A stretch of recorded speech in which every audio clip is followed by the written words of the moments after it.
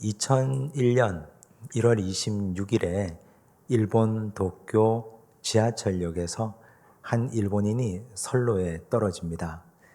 그때 마침 그 앞에 있었던 이수연 씨가 그 일본인을 구하기 위해서 선로에 뛰어들어갑니다. 일본인은 구했는데 자신은 그만 다가오는 전동차를 피하지 못하고 그곳에서 사망하고 말았습니다. 1974년생으로 그 당시 우리 나이로 28이었습니다. 그는 한국에서 대학을 다니다가 일본에 어학연수를 가서 어학원에서 공부하고 집으로 귀가하던 길이었습니다. 이 사건 이후에 일본인들은 큰 충격에 휩싸입니다. 왜냐하면 주변 사람들에게 폐를 끼치기를 싫어하고 동시에 다른 사람들, 타인의 삶에 대해서 무감각하게 살아갔던 일본인들에게는 한국인 이수연이 다른 사람을 살리기 위해서 뛰어들어간 그 현실 자체를 도무지 믿을 수 없어 하는 분위기였습니다. 사람을 살리고 자신의 목숨은 버린 그 사건 이후에 각계각층에서 성금이 쏟아져 들어옵니다. 장학재단을 만들었습니다.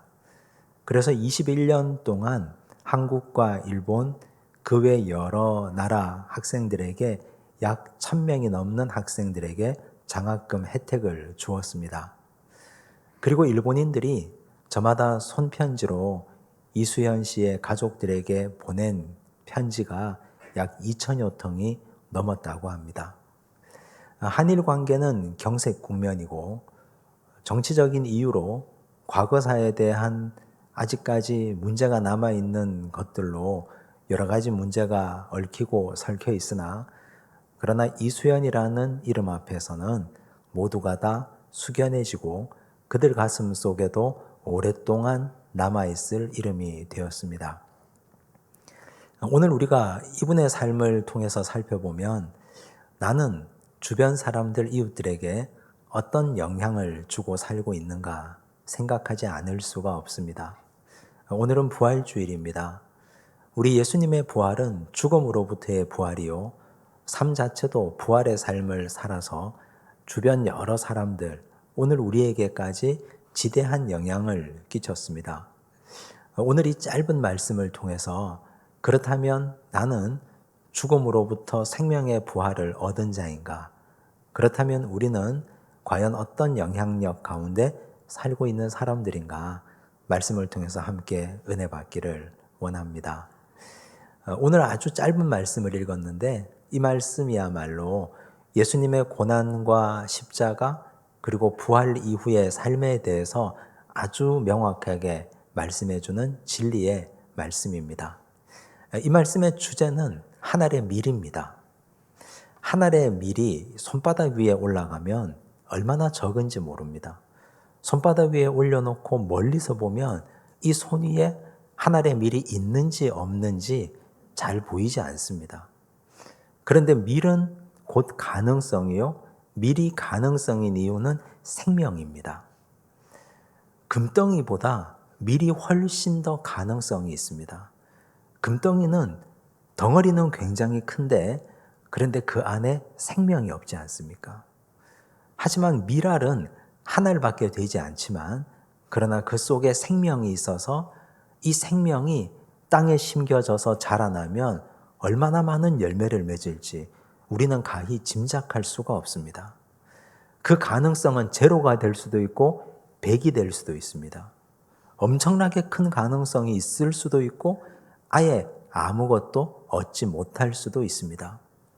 오늘 우리가 바로 밀알과 같은 존재입니다. 우린 연약하고 작지만 우리는 생명입니다.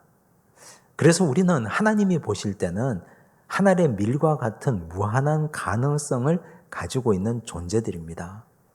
하나님께서는 가능성 자체를 차별한 적이 없습니다. 누구에게나 어떤 사람에게나 하나님은 가능성을 주셨습니다. 잠재력, 그 가능성은 누구에게나 다 열려 있습니다.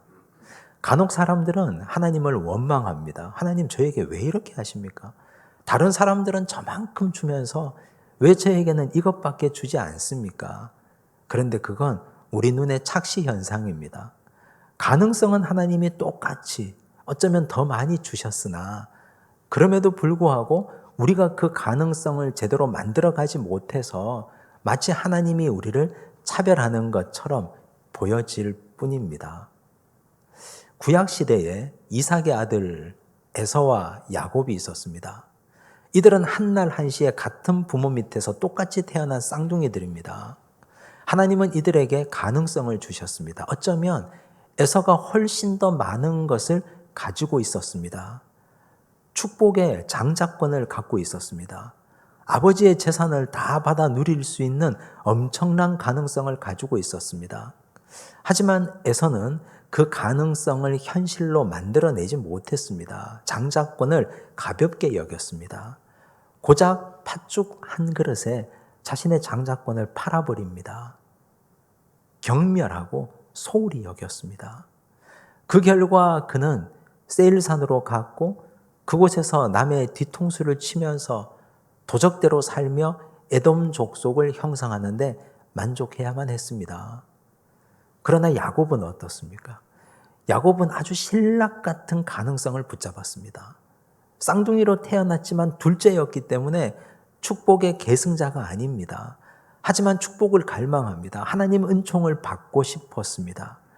그걸 굉장히 사모했습니다. 기회를 보고 있었습니다. 마침 때가 왔습니다. 팥죽 한 그릇으로 형의 장자권을 가지고 왔습니다. 야곱의 12아들은 이스라엘의 12지파의 시조가 됩니다. 하나님은 훗날 야곱의 이름을 이스라엘로 바꾸어 주셨습니다. 하나님 민족, 선민의 국호가 되었습니다. 그 국가의 시조가 되었습니다. 이렇듯 하나님은 우리에게도 엄청난 가능성을 주셨는데 그 가능성을 현실로 만들어가는 건 바로 사람의 몫입니다. 에서는 그 가능성을 자기 발로 차버렸고 야곱은 그 가능성을 현실로 만들어낸 믿음의 사람이었습니다. 오늘 하나님은 한 알의 밀 같은 우리에게 밀이라는 생명 그 씨앗 속에 우리에게도 엄청난 가능성을 심어두셨는데 우린 지금 그걸 어떻게 열매로 만들어가고 있습니까? 우리 스스로를 돌아보셔야 됩니다. 이제 오늘 말씀을 다시 한번 읽겠습니다. 함께 읽습니다. 내가 진실로 진실로 너희에게 이르노니 한 알의 밀이 땅에 떨어져 죽지 아니하면 한 알 그대로 있고 죽으면 많은 열매를 맺느니라. 이 한 알의 밀이 가능성으로 발현되는 자리, 그 자리는 바로 땅입니다. 땅은 현장입니다. 현실입니다. 우리가 살아가는 가정, 일터, 각자의 삶의 자리, 그곳에서 한 알의 밀의 가능성이 발현됩니다. 그런데 두 갈래 길이 있습니다.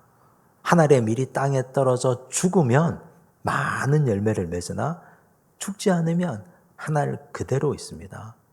제로가 될 수도 있고 100이 될 수도 있고 많은 열매가 될 수도 있고 아예 열매가 맺히지 않을 수도 있습니다. 자연의 진리입니다. 이게 바로 기독교의 진리요. 이걸 우리는 역설이라고 말합니다. 우린 죽으면 끝이라고 생각하지 않습니까? 그래서 사람들은 죽음에 대해서 두려움이 있습니다. 막연합니다. 죽으면 끝이기 때문에. 그런데 이상하게 죽으면 많은 열매를 맺는다 했습니다. 어떻게 이게 가능할까요? 사람들은 죽지 않으려고 발부둥 칩니다. 죽지 않으려고 발부둥 쳐서는 가능성이 현실화될 수가 없다고 하셨습니다. 우리 예수님의 삶을 이 말씀에 그대로 대입시켜 보십시오. 하나님께서 예수님이라는 한 알의 밀을 이 땅에 심으셨습니다. 이 땅에 심고 예수님께 사명을 주십니다. 죽어야 한다고. 십자가에 달려 죽어야 한다고. 우리 예수님께서 이 땅에 오셔서 십자가에 달려 돌아가심으로 많은 열매를 맺었습니다. 그 열매는 부활로 나타납니다. 우리 예수님의 부활은 크게 두 가지 방향이 있습니다. 첫째는 죽음으로부터의 부활입니다. 우리 모두가 갈망하고 소망하는 죽음으로부터의 부활. 만약에 우리 예수님이 이 땅에 오셔서 죽지 않았다면 어떻게 됐을까요? 어떻게 부활이 가능했겠습니까? 주님은 완벽한 신성과 완벽한 인성을 가지고 이 땅에 오셨기 때문에 역시 십자가를 앞두고 두려웠습니다. 겟세마네 동산에서 기도하십니다. 이 잔이 내게서 지나가게 해달라고. 그런데 주님은 십자가를 피해 도망가지 않습니다. 하나님의 뜻과 주님의 뜻이 일치가 됩니다. 만약 그때 주님께서 살기 위해서 도망쳐 버렸다면 오늘 우리 주님은 죽음 이후에 부활을 경험할 수 없었습니다. 주님께서 죽어주셨기 때문에 부활이 있었고 그 부활은 주님이 첫 번째 열매가 되고 우리는 그 다음을 따르는 열매가 됩니다. 고린도전서 15장 20절 말씀을 보시겠습니다. 함께 읽습니다. 그러나 이제 그리스도께서 죽은 자 가운데서 다시 살아나사 잠자는 자들의 첫 열매가 되셨도다. 잠자는 자들의 첫 열매가 되셨도다. 첫 번째 열매가 되셨다는 말은 두 번째, 세 번째, 그 다음 열매가 있다는 뜻입니다. 우리 주님이 첫 열매가 되시고 그 다음 우리는 또 그 다음 열매가 됩니다. 고린도전서 15장 22절과 23절입니다. 함께 읽습니다. 아담 안에서 모든 사람이 죽은 것 같이 그리스도 안에서 모든 사람이 삶을 얻으리라. 그러나 각각 자기 차례대로 되리니 먼저는 첫 열매인 그리스도요, 다음에는 그가 강림하실 때에 그리스도에게 속한 자요. 각각 자기 차례대로 된다 했습니다. 먼저는 그리스도요, 그 다음은 그리스도에게 속한 자라고 하셨습니다. 예수님께서 죽음 이후에 부활하신 것처럼 우리도 예수 그리스도를 믿고 하나님을 아버지라 고백하고 예수를 구주로 고백하고 우리 인생의 주인을 바꾸고 나면 예수님이 첫 번째 열매가 되시고 우리는 순서대로 또 그 다음 열매가 될 수 있습니다. 이것이 죽음으로부터의 부활입니다. 두 번째, 우리 주님의 부활은 살아 계셨을 때 부활의 삶을 사셨습니다. 이걸 우리는 영향력이라고 표현합니다. 주님은 이 땅에 공생의 삶을 사실 때 이미 만나는 수많은 사람들의 마음, 가슴 속에 우리 주님의 십자가 사랑을 심어두셨습니다. 주님이 부활하고 승천하고 난 이후에도 그들의 심령 속에서 예수님이라는 이름은 영원히 살아서 숨쉬는 잊을 수 없는 이름이 되었습니다. 우리 주님은 섬기는 분으로 이 땅에 오셨습니다. 사랑하셨고 섬겼습니다. 사람들은 다 외면했던 자들, 주님은 섬깁니다. 나병 환자들, 멀리서 나병 환자가 보이면 돌을 던져서 죽여도 율법에는 무방하다 했습니다. 그런데 나병 환자를 가까이 하십니다. 손을 대서 안수기도 하십니다. 내가 원하노니 깨끗함을 받으라. 그들이 주님의 사랑에 놀라운 은혜를 입었습니다. 각색 병자들, 사람들이 다 피해 다니는 병자들, 주님은 그들을 섬겼습니다. 섬김 받기 위해 온 것이 아니라 섬기기 위해 오셨기 때문에 병자들을 섬깁니다. 세리와 창기, 사람들이 다 피해 다니는 죄인들입니다. 누구도 그들을 사람 취급하지 않습니다. 그런데 주님은 그들과 함께 식탁 교제하셨습니다.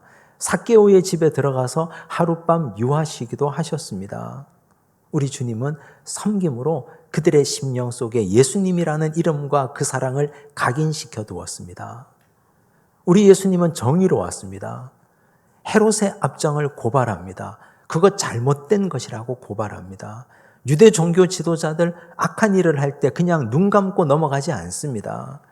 6월절에 주님께서 성전에 들어가셔서 돈 바꾸는 자들과 짐승 파는 자들, 그들의 상을 둘러 엎으시고 다 내쫓았습니다. 누구도 함부로 할 수 없는 일을. 정의로우신 우리 주님께서 내 아버지의 집은 기도하는 집인데 너희가 강도의 구려를 만들었도다. 우리 주님께서 책망하면서 다 쫓아내셨습니다. 하고 싶었는데 한마디 말도 못하고 있던 사람들 가슴속을 시원하게 뚫어주셨습니다. 그들의 가슴 속에 예수님이라는 이름을 새겨두셨습니다. 주님은 죽음 이후에 부활하셨고 또 지금도 살아계셔서 그때나 지금이나 우리 주님을 따르는 자들 가슴 속에 영원한 이름으로 부활의 존재로 영향력을 끼치고 계시는 분입니다. 이제 문제는 우리입니다. 우리는 예수님을 따르는 제자들 아닙니까? 우리도 두 가지 종류의 부활을 다 이루어내야 됩니다.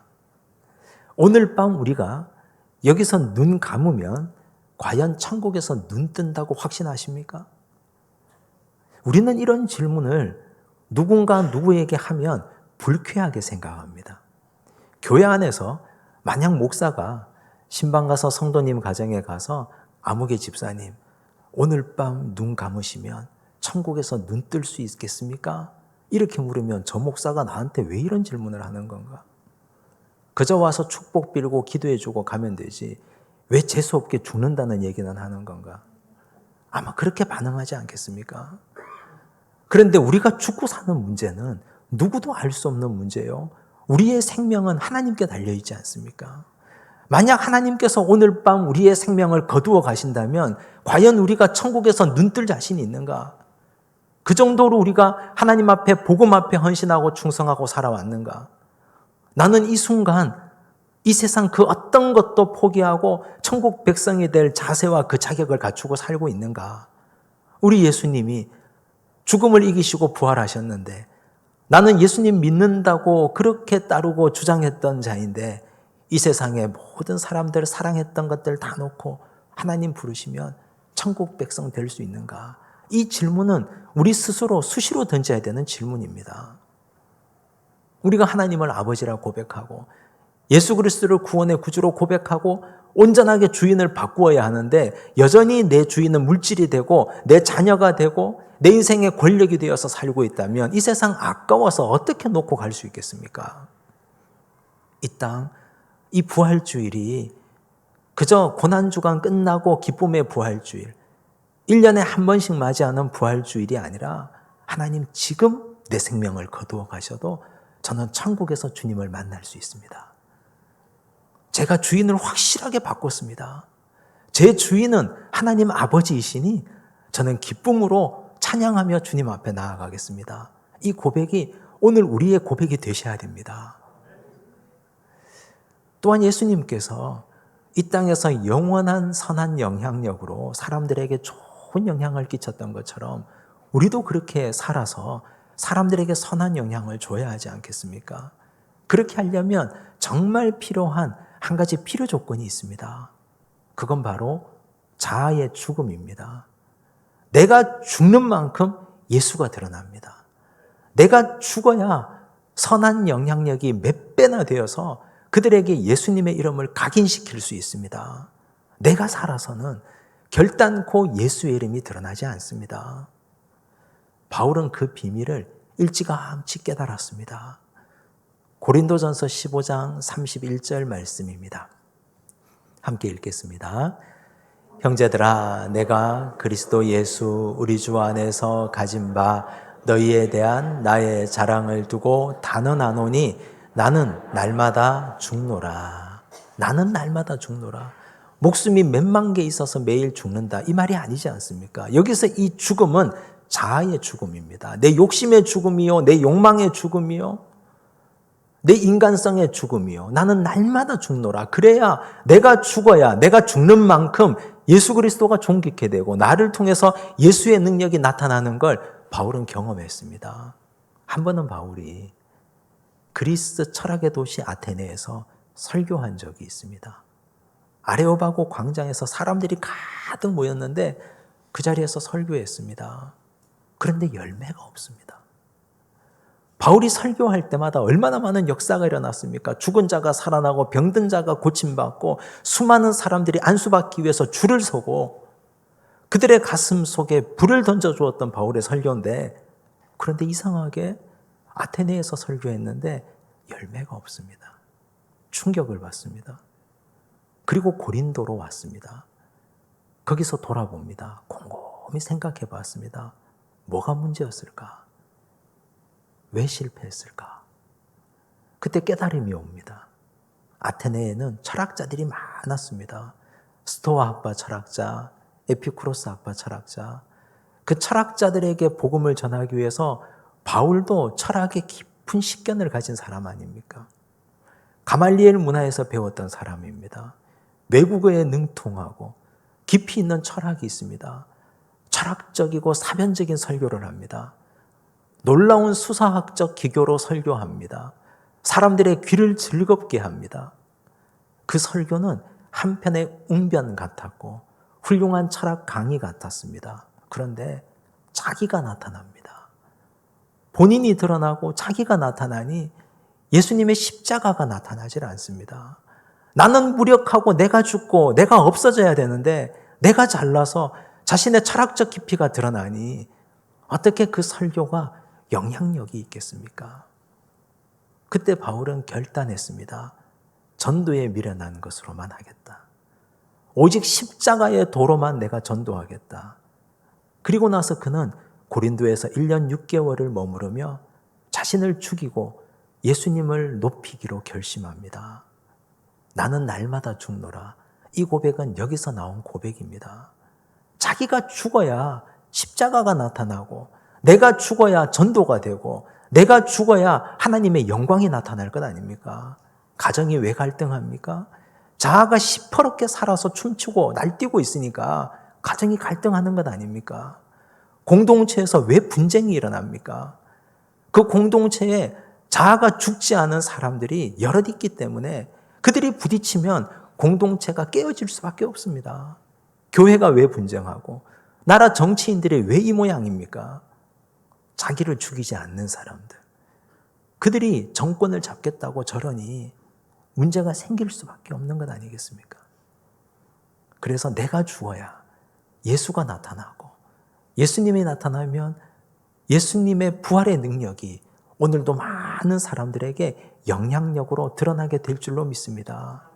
부디 우리는 이 두 가지 부활을 동시에 경험하며 사시는 믿음의 백성들이 되시기를 간절히 바랍니다. 또 다른 측면에 두 가지 부활도 있습니다. 요한복음 5장 29절 말씀을 보십시오. 함께 읽겠습니다. 선한 일을 행한 자는 생명의 부활로 악한 일을 행한 자는 심판의 부활로 나오리라. 무슨 말입니까? 생명의 부활은 우리가 잘 아는 죽어서 천당 가는 겁니다. 심판의 부활은요. 더 구체적으로 보면 요한계시록 20장 15절에서 설명합니다. 함께 읽습니다. 누구든지 생명책에 기록되지 못한 자는 불못에 던져지더라. 생명책에 기록되지 못한 자, 즉 생명의 부활로 나오지 못한 자는 불못에 던져지더라. 여러분, 천국과 지옥에 대한 이야기를 어떻게 생각하십니까? 오늘 많이 배웠다고 생각하는 분들은 하나의 우화, 옛날 이야기 정도, 상징 정도로 생각합니다. 그러나 그렇게 생각했다가는 큰일 납니다. 천국은 분명히 있고 지옥도 분명히 있습니다. 목사님 어떻게 합니까? 죽어보셨습니까? 왜냐하면 성경에 그래도 기록되어 있지 않습니까? 살아계신 하나님의 말씀이 성경에 그대로 기록되어 있고 우리는 지금까지 하나님의 말씀이 1.1획도 틀리지 않다는 걸 경험적으로 잘 알고 있습니다. 그러므로 성경에 천국이 있고 성경에 심판의 부활이 불못이라고 기록되어 있으면 천국도 있고 지옥도 있는 것입니다. 그러므로 사람들은 누구나 다 영생합니다. 어디에서 영생하느냐가 중요할 뿐입니다. 생명의 부활로 천국에서 영생하는가? 심판의 부활로 불못에서 영생하는가? 두렵지 않습니까? 죽고 싶어도 죽지 못하는 불못에서 영생하는 것. 누가복음 16장에 보면 우리 예수님께서 부자와 나사로 이야기를 하셨습니다. 어마어마한 부잣집, 그 집 앞에서 구걸하던 나사로가 있었습니다. 거지입니다. 두 사람이 동시에 죽어서 한 사람은 천국에, 한 사람은 지옥에 갑니다. 천국에서 나사로가 아브라함 품에 안겨서 행복하게 누리고 있습니다. 부자가 저 멀리 지옥에서 보니 내가 아는 거지가 천국에 있습니다. 목이 말라서 견딜 수가 없습니다. 아브라함에게 부탁합니다. 아브라함이여, 저 거지 나사로를 시켜서 그 손가락 끝에 물 한 방울 적셔서 내 혀를 한번 적셔 주십시오. 거절당합니다. 이곳과 저곳은 큰 구렁이 놓여 있어서 건너갈 수 없다고. 목이 말라도 물 한 방울 마실 수 없고 영원토록 불타는 불못, 심판의 부활로 두 가지 종류의 부활이 우리에게 있다고 설명합니다. 우린 그런데 심각하게 생각하지 않습니다. 어떻게 하다 보면 되겠지. 그런데 오늘 밤 우리의 목숨을 하나님이 거두어 가신다면 우리는 생명의 부활로 하나님 앞에서 영원토록 왕노릇 하셔야 될 것 아닙니까? 그래서 우리는 이 부활 주일이 마냥 기쁘고 마냥 축제가 아닌 우리 자신의 믿음을 다시 한번 살피고 돌아보는, 그래서 우리가 생명의 부활로 하나님 앞에서 온전히 영원토록 왕노릇 할 수 있는 그런 은혜의 시간이 되어야 할 줄로 믿습니다.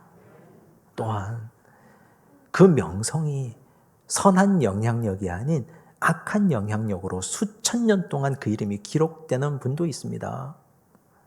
예수님을 십자가에 못 박아 죽인 자가 누굽니까? 그 중에 가장 큰 지분을 차지하는 자가 누굽니까? 은삼십에 예수를 팔아버린 예수님의 제자 가룟 유다입니까? 아니면 유다와 공모해서 예수님을 빌라도에게 넘긴 유대 종교 지도자들입니까? 그렇지 않으면 예수님의 손에 못을 박고 발에 못을 박고 허리에 창을 집어넣어서 실제로 예수님의 숨을 끊어놓은 로마 병사입니까? 성경은, 그리고 사도들의 신앙 고백은 본디오 빌라도를 지목합니다. 우리도 오늘 신앙 고백했지 않습니까?